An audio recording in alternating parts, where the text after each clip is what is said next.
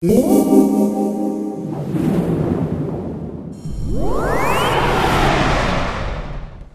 my name's Jamie Roberts. I'm at Barnsley College and we've been demonstrating different styles of finger techniques on the guitar and looking at some experimental lap tapping techniques, as I call it.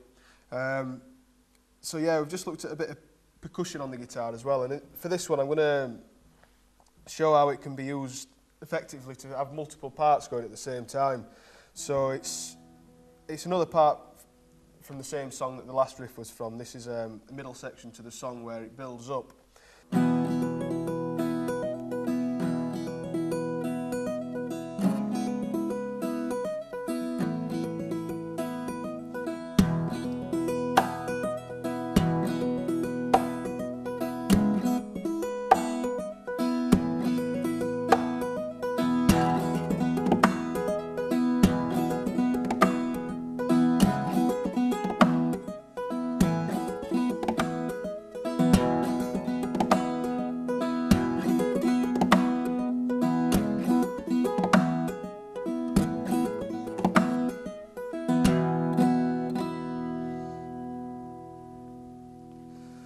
So yeah, as you can see, it's obviously using a lot of the techniques that we used in the last one with the two hands on the neck and the hitting of the guitar for the percussion track. But again, it's trying to keep a steady beat that's a regular beat that a percussionist might play, and not just random hits here, there and everywhere. So what I did, I came up with the little melodic line, which is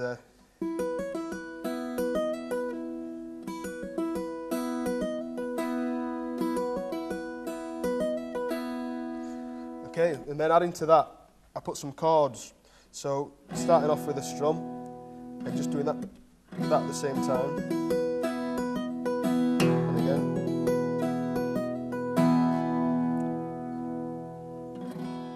Okay, and then we're going to fret on what is the 9th fret, relatively speaking. So it's chord 6, if you like, of the scale. So you're going to strum that, and again, using the same fingers, using the middle finger of your left hand and your index finger of your right hand. You're going to do the same little pattern, so it's...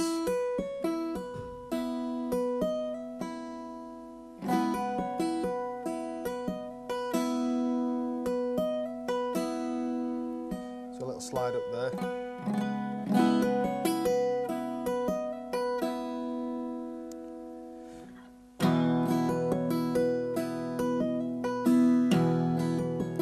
On the root chord, 6,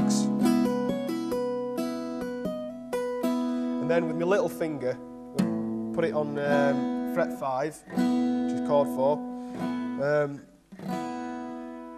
and again the same pattern, but this time instead of using my middle finger, I'm going to use my index finger, just because in this position I've got more power to be able to get the hammer on clear.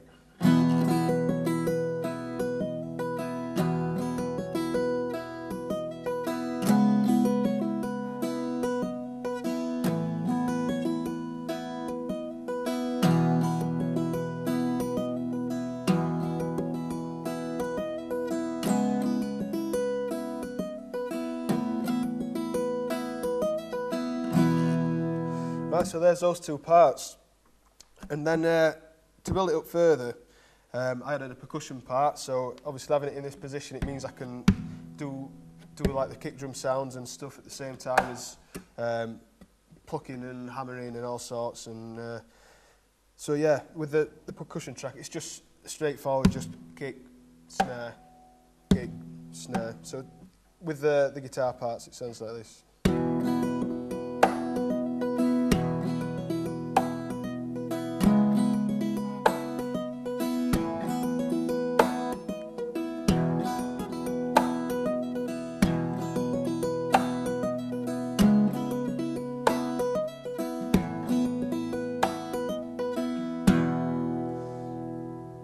Okay, so obviously I got to that point and thought, right, that's pretty busy, but we could probably build it up further. So I was thinking what else I could do, and I've put in a little harmony.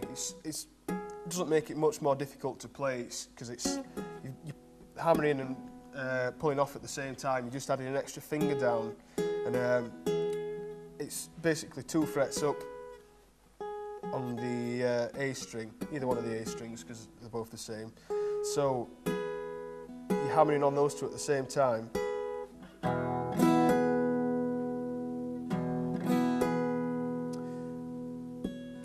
And before, when I was using this finger on there, I'm going to use this finger, my middle finger. So then I've got my index finger. I have to twist round a bit to be able to hammer on to the next fret up.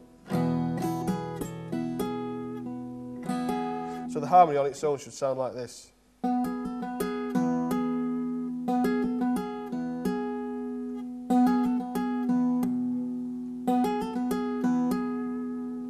And also on top of that, I just sort of embellish the percussion part a bit just by putting a little flick into the leading up to the snare bit. So instead of just being, it's.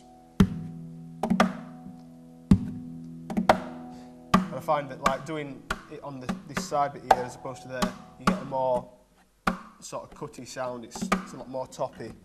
So I've chosen to use that one for there just because it cuts through more with the heavier bits going. So yeah, all together it should sound like this.